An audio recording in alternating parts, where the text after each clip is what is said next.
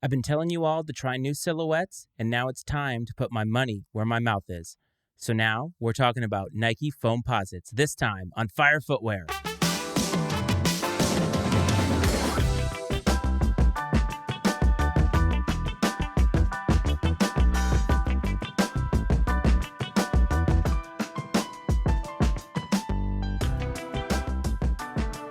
What's up, everyone? Welcome back to another episode of Fire Footwear. I want to welcome everybody back if this is not your first time, and if it is your first time, I want to say welcome to the Fire Footwear community. So we are talking about Foamposite, and the reason that this is coming up is actually twofold. In my sneaker resolution episode, I talked about the fact that we do need to be thinking about different silhouettes, and I mentioned that even last episode in talking about early looks.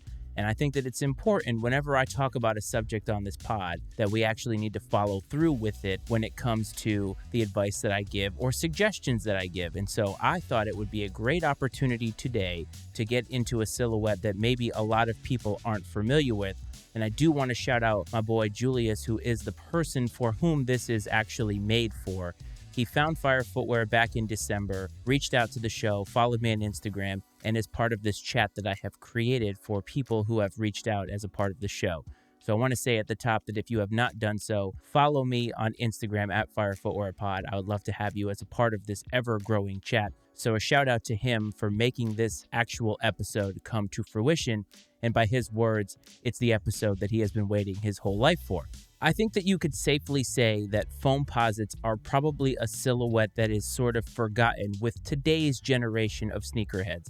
I know that they do release them, and I know that Nike tries to push them every so often, but I think when you ask sneakerheads of a certain age, and if you were to survey 100 of them, and you were to have them try to recognize silhouettes, I would actually venture a guess that Foamposites would be very low on the list in terms of recognizability, because Nike and Jordan Brand and Adidas are pushing the same silhouettes out these days, and whenever they go back into the archive a little bit, I think that it throws young people off, if I'm being perfectly honest. And so I thought that this would be a great silhouette to talk about because there were rumors of a very, very important colorway in the history of sneakers that could have been releasing this year.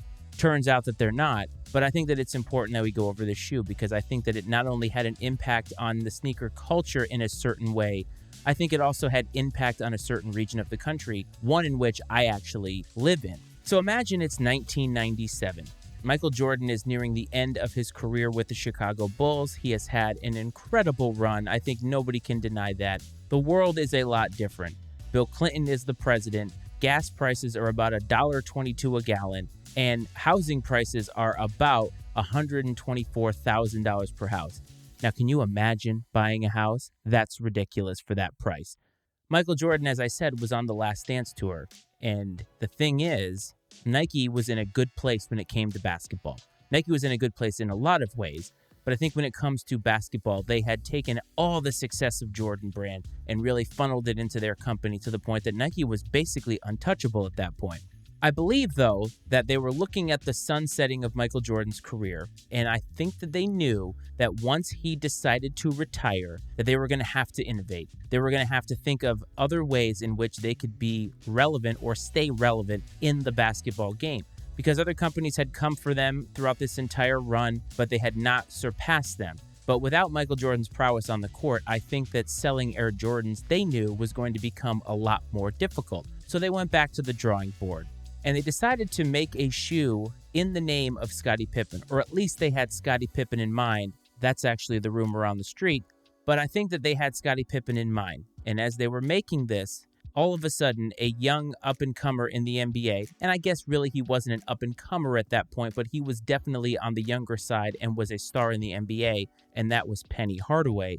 Penny Hardaway was out looking at other samples of shoes that Nike was trying to sell him. He had already had a successful line with the Penny 1 and the Penny 2, and then he saw a sample of the Nike Foamposite, and that was something that he had to have. So while the Foamposite wasn't made for Penny specifically, he definitely adopted it because he saw a pair, and he probably wasn't even supposed to see the sample, but that's really how all of this came about. And now, as you push forward, I think that the Foamposite has almost become synonymous with Penny Hardaway because of that reason. Nike was looking to innovate basketball tech.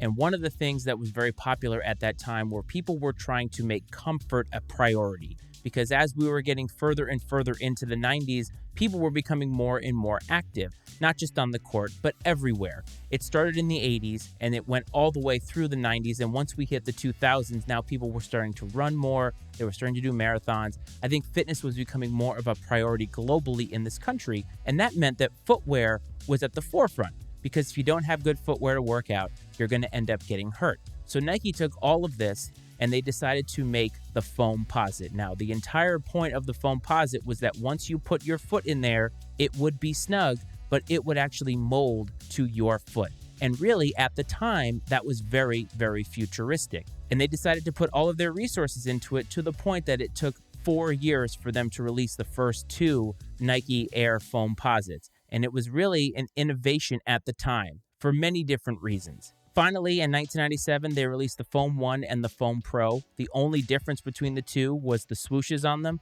The Foam Pro had a large gel swoosh on them, and the Foam 1 actually had a very, very small swoosh right at the near of the toe. And that was really to differentiate them. And for the Foam 1, the reason that there was not large Nike branding on it was so that the silhouette could actually speak for itself. It was made of a liquid polyurethane that was molded into this shoe. It was designed after a beetle. And now tell me that you can't actually look at this shoe and not think of a beetle now.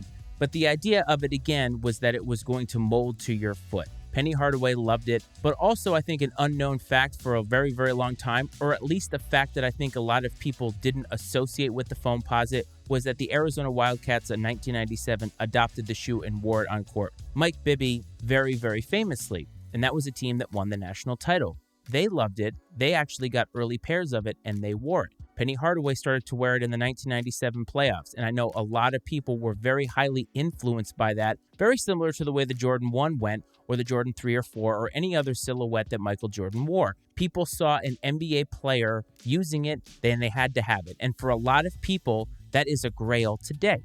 At the time, it was a very unconventional shoe, not only in the materials that it used, not only in the way that it looked, but in its price. It retailed for $180 back in the day. And if you think about it in today's dollars, I believe that's somewhere near $345. Now, we pay a lot more for shoes today on the resale market, but if you think about it in terms of 1997, that was a lot to pay, especially when people were paying less for pairs of Air Jordans. So this is a really big risk for Nike. And I'll be honest, it really wasn't the greatest launch, even though it was part of one of the most iconic ad campaigns of all time. And I'm talking about that amazing telephone number ad campaign where they had the Air Max 95, the Griffey 1, the Concord 11s, and the Foam 1. And if you called that phone number, you would get a bespoke message. It was a slow rollout of the Foamposite because I think the price point certainly hurt it. And I also believe that the fact that it was so different than any shoe that had really come out, not just as a basketball shoe, even though 90s basketball shoes tended to be more boot-like, it just looked very, very different. The materials were different. It went beyond convention. And many people, consumers especially, are very, very fickle. Consumers really don't like to change from what they've always done. And so in this case, you're looking at the Foamposite, you're looking at that price, and you're thinking, there's no way. And even the NBA didn't really take to it. While Penny loved the shoe, the color itself of blue didn't match with his Orlando Magic uniform. And the NBA has always been very, very strict about their uniform policy. Famously, Penny Hardaway had to take a black Sharpie to it, and it became an all-black silhouette. They ended up releasing a pair of those in 2015 as sort of an homage to that moment, but these weren't adopted globally all across the board. From 1997, probably all the way until the 2010s, this shoe was released, but it was really sort of a forgotten release. And then it happened. In 2012, all hell broke loose, and that's when the Galaxy's released. This is a very, very famous release for many reasons, but I think the biggest reason was the fact that it had riots and the resale prices were higher than just about any shoe had ever gone for. People were offering cars for this shoe. Fam, think about that for a minute. A car. Something that could get you from A to B, and people were offering that for a pair of the Galaxy foams. That's pretty incredible. Also in 2012, as part of Phil Knight's production company, when the movie Paranorman came out, the Paranorman Foamposites came out as well. And those, I think, are grails for a lot of people that are collectors. They were a rare piece. They go for a lot of money today, but they were kind of iconic in a way because of how they were designed. It was just very unique, very, very out there, but artistically, it was beautiful. And even if I had a pair of those, there's no way I could actually pull them off. But those two colorways pretty much brought back the Foamposites. And the Foamposites really took a hold geographically in the DC area. We've talked on this podcast before about sneaker cities. We've talked about the fact that certain cities have their own sort of flavor of sneaker culture. And the DC area, lovingly known as the DMV, actually adopted the Foamposite sort of as its identity. If Baltimore is associated with the Air Force One and other silhouettes are associated with other cities, the Foamposite became the shoe of DC. It almost became a culture classic around here. It was part of who you were. If you lived in certain areas in the DMV, that was your shoe. And even today, when I walk downtown, I'll see more of those than I would see just about anywhere else. And so the shoe kind of took on a name of its own, and they started putting more colorways out that gave a little bit more panache to it. Supreme used the Foamposite to celebrate their 20th anniversary, and that was really the last big-time hyped Foamposite.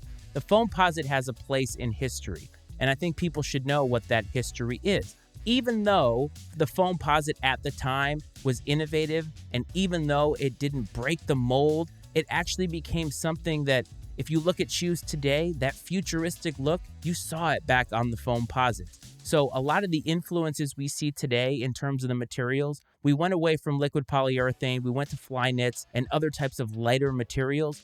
So the Foamposite is definitely dated to a certain point, but I think it has a very, very special place because of the Galaxy release, because of the Paranormans, and I think, again, the culture shift that it had in DC in terms of sneaker culture here in the DMV, I think it cannot be denied. And I think that it's something that's important that you should know about. Maybe Foamposites aren't something you never wear. Maybe Foamposites aren't something you ever knew about. But the thing is, the Foamposite technology spawned a lot of different shoes. The Total Foamposite Max, the Jumpman Team Masterpiece, the Foam Clog, the Air Penny 3. So it wasn't as if the Foamposite was one and done and we never saw it again.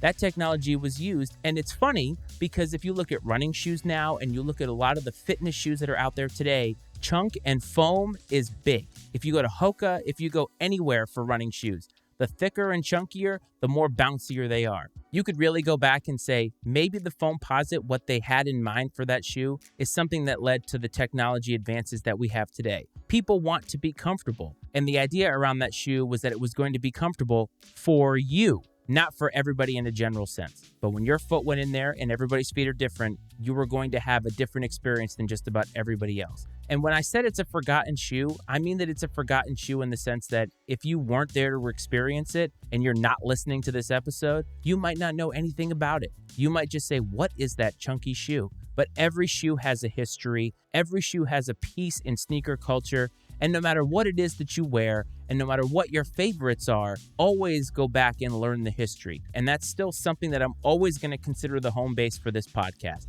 I want to try to educate myself and hopefully educate one of you. And before we get to the end of this, let's get to the release of the week.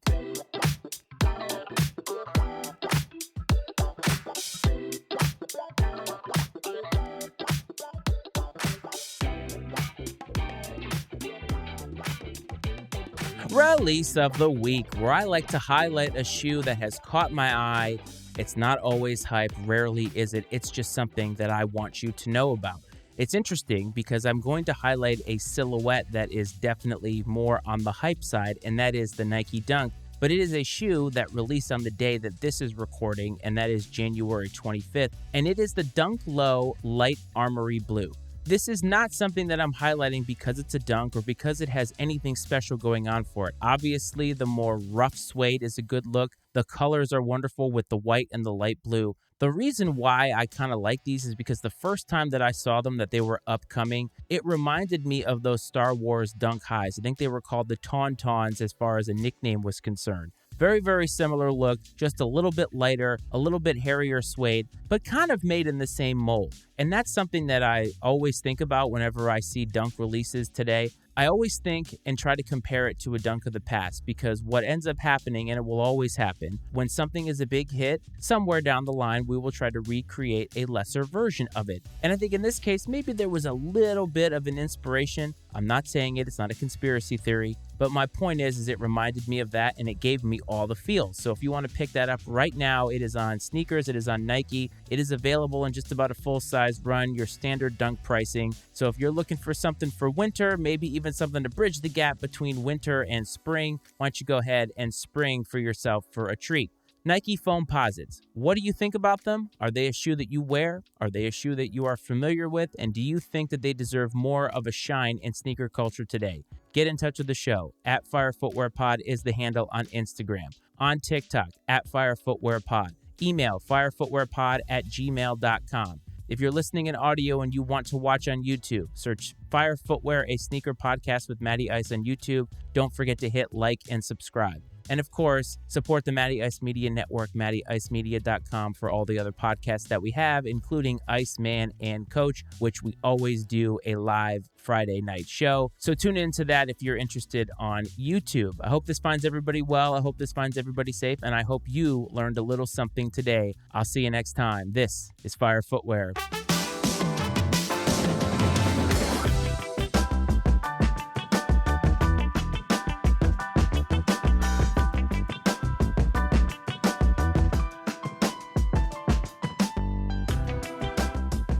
The opinions and viewpoints expressed on Fire Footwear are those of Matt Frates and his guests, and not necessarily those of the Matty Ice Media Network. Fire Footwear is exclusively owned by Matt Frates and is brought to you by the Matty Ice Media Network.